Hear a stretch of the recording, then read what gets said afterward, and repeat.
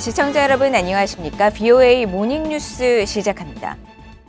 북한이 지난 2018년 폭파했다고 선전했던 풍계리 핵실험장에서 새 건물이 건축되는 정황이 담긴 위성사진이 공개되면서 북한이 풍계리 핵실험장에서 핵실험 재개를 준비하고 있을 가능성이 있다는 분석이 나왔습니다. 국제원자력기구 IAEA 사무총장은 북한 영변과 강선, 평산에서 지속적인 핵 관련 활동 징후가 포착됐다면서 유엔 안보리 결의 위반이라고 지적했습니다. 조상진 기자가 보도합니다. 미국 미들버리 국제학연구소 제임스 마틴 비확산 센터가 7일 공개한 최근 북한의 풍계리 핵실험장 위성사진입니다. 위성사진업체 맥사 테크놀로지가 지난달 18일과 이달 4일 촬영한 위성사진에는 시간 경과에 따른 이 일대의 변화가 뚜렷이 확인됐습니다. 지난달 18일 촬영된 사진에서는 빈 공터였던 공간에 건축용 목재와 톱밥 등이 쌓여있는 모습이 지난 4일 사진에는 선명하게 포착됐습니다. 또 핵시설 내 기존 건물이 있던 자리에 새 건물이 들어섰고 건물 보수를 위해 새롭게 벌목한 목재를 쌓아두고 공사가 진행 중인 모습도 확인됐습니다.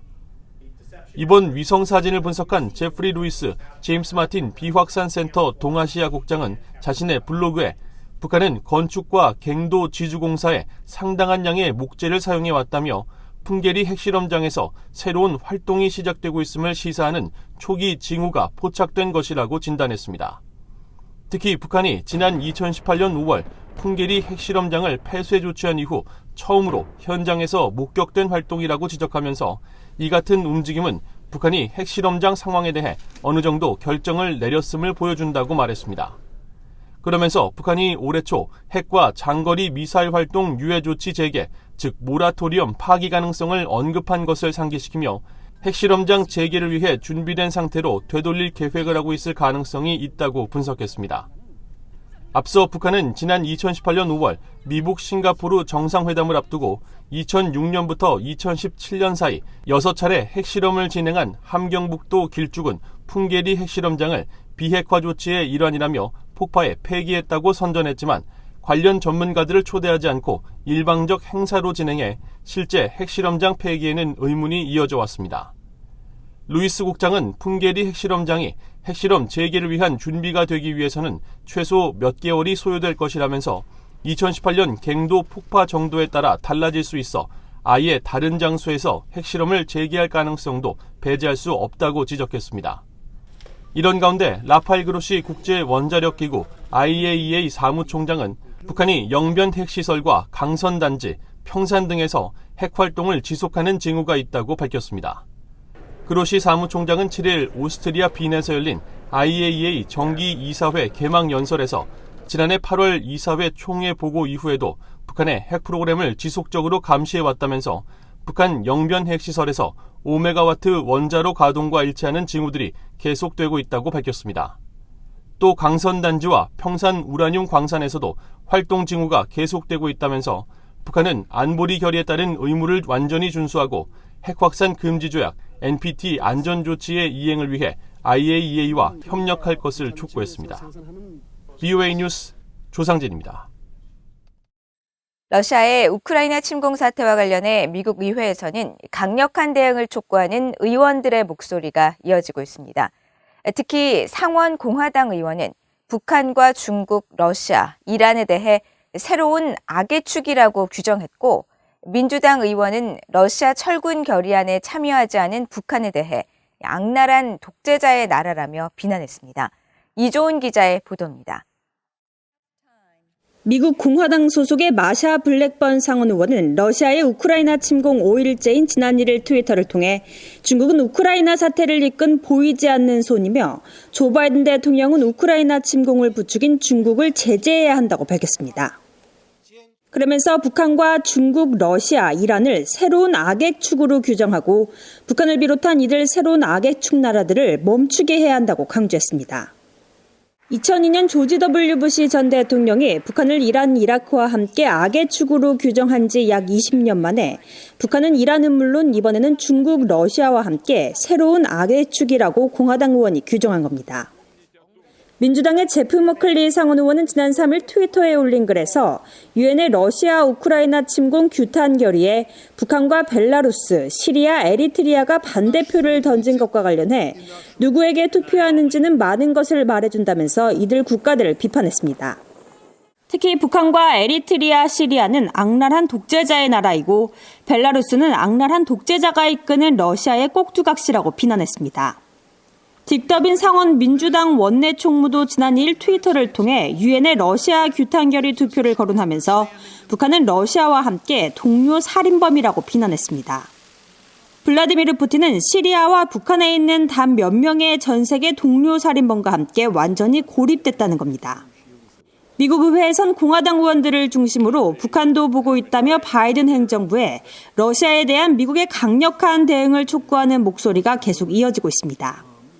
한국계인 공화당의 영김하원 의원은 지난달 말 북한이 올해 들어 8번째 미사일 도발을 감행한 데 대해 트위터를 통해 김정은은 핵무기고를 늘리고 힘을 얻기 위해 노력하면서 블라디미르 푸틴의 행동과 우리의 반응을 예의주시하고 있다고 지적했습니다.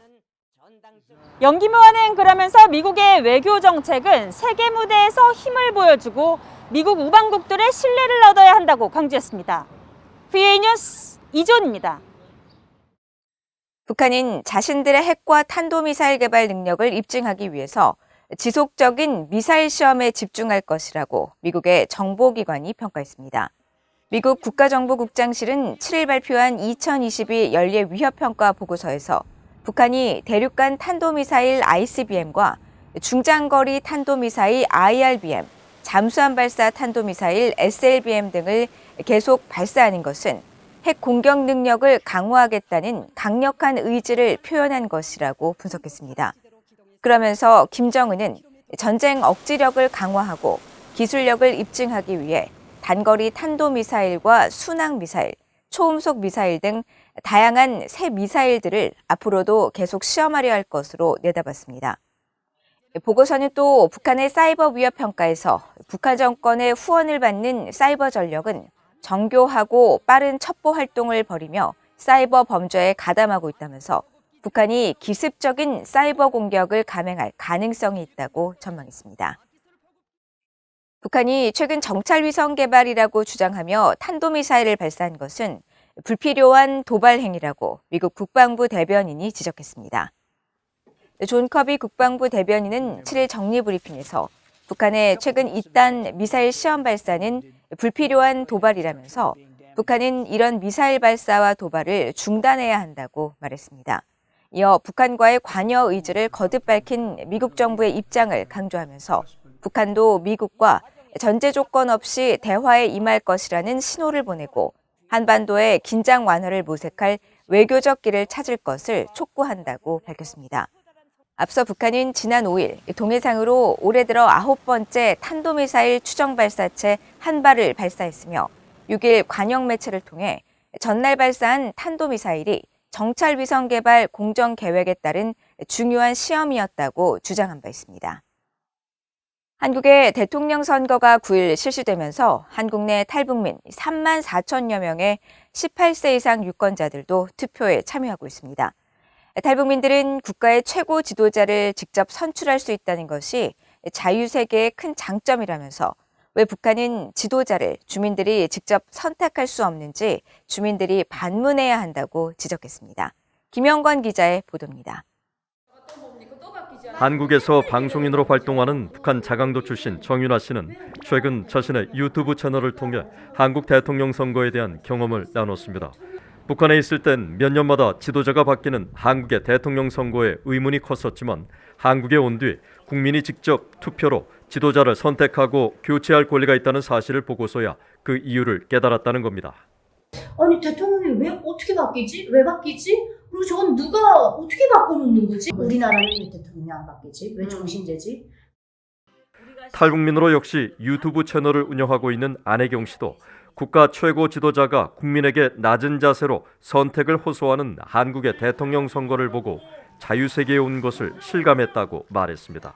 그래가지고 나를 뽑아주세요 하고 네. 막 지금 군중들한테 손을 내미는 거잖아요. 네, 네, 네. 그걸 보면서 놀라웠어요. 아. 대통령도 내가 마음대로 할 수 있는 게 아니라 국민이 선택을 해야만 선택받은 자가 대통령이 되기 때문에 저렇게 국민들한테 머리를 수그리는구나.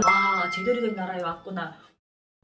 중국에서 북한 식당의 지배인으로 일하다 한국을 거쳐 현재 미국에 거주하고 있는 탈북민 허강일 씨는 지도자를 내 손으로 선출한다는 것 자체가 탈북민들에겐 큰 감동이라고 말했습니다. 국민들이 이제 대통령도 이제 마음대로 질 수도 있고 떨굴 수도 있는 게 아주 그게 감명을 받았죠. 이제 반대 우사를 던졌다고 해서 정치적 불이익을 안 받잖아요. 북한 같았으면 뭐 반대표 던졌다고 하면 난리 나죠. 죽었죠 이미. 난민주의를 받아 미국에 정착한 북한 대외무역회사 출신 K씨는 언론과 정당, 시민들이 대선 후보는 물론 가족 구성원까지 과하다 싶을 정도로 자세히 조사하고 공개하는 모습을 보면서 지도자의 투명성이 얼마나 중요한지 새삼 깨닫게 됐다고 말했습니다. 그러면서 이런 모습은 김정은 국무위원장과 그 일가에 대한 정보를 대부분 비밀로 유지하는 북한과 매우 대조적이라고 지적했습니다. 사생활부터 그 사람의 도덕성, 정치적 성향 이걸 다 그 지적 능력까지 다 체크해서 공격을 해서 그 사람이 거기에 대한 합답도 받고 단에서 사람들이 찍는다는 게 참 경이롭다고 말해야 될지 전체주의 국가는 그게 없죠. 북한이 비준한 시민적 정치적 권리에 관한 국제협약 25조는 개인의 참정권이 어떤 차별이나 불합리한 제한을 받아선 안 된다고 명시하고 있습니다. 또 북한은 유엔 인권이사회 보편적 정례 검토 UPR에서도 이런 권리를 보장한다고 주장하고 있습니다. 하지만 이탈리아와 핀란드, 크로아티아, 슬로베니아, 호주, 코스타리카 등은 2019년 북한에 관한 보편적 정례 검토에서 이 규약이 제대로 이행되지 않고 있다면서 북한의 주장을 일축하고 북한 당국에 주민들이 시민적, 정치적 권리를 행사하도록 보장해야 한다고 권고했습니다. VA 뉴스 김영권입니다. 한국군이 8일 서해 북방 한계선 NLL을 넘어온 북한 선박 한 척을 납포했으며 선박에 탄 북한 주민들을 상대로 남하 경위에 대해 합동신문을 벌이고 있다고 한국합동참모본부가 밝혔습니다. 한국합참은 북한 선박이 8일 오전 9시 30분쯤 서해 백령도 인근 10km 해상에서 NLL을 넘었으며 북한 경비정 한 척이 해당 선박을 뒤쫓으며 NLL을 침범하자 한국 해군 고속종이 사회 경고 통신을 실시한 뒤 지침에 따라 40mm 함포 3발로 경고 사격을 가했다고 밝혔습니다. 이후 NLL 이남 약 1km까지 내려왔던 북한 경비정은 한국군 경고 사격에 응사하지 않고 북한 측으로 되돌아갔으며 한국 해군은 월선한 북한 선박을 납포해 관계기관과 함께 대공 혐의점 등을 조사 중인 것으로 알려졌습니다. 합참에 따르면 납포 당시 선박 내부에 군복 차림의 6명과 사복 1명 등 총 북한인 7명이 있었고 배에서 총기류나 위성 항법 장치, 어업도구 등은 발견되지 않았으며 이들은 이삿짐을 나르다가 항로를 착오했다고 진술하면서 북한으로의 송환을 요구한 것으로 전해졌습니다. 또 북한 선박의 NLL 월선 당시 북한 측의 해안포 일부가 개방된 정황도 포착됐으며 한국 합참 관계자는 우발적 상황에 대비해 전력 운용을 하고 있고 대비 태세를 갖추고 있다고 밝혔습니다. 이상으로 VOA 모닝 뉴스를 모두 마칩니다. 시청해주신 여러분 고맙습니다.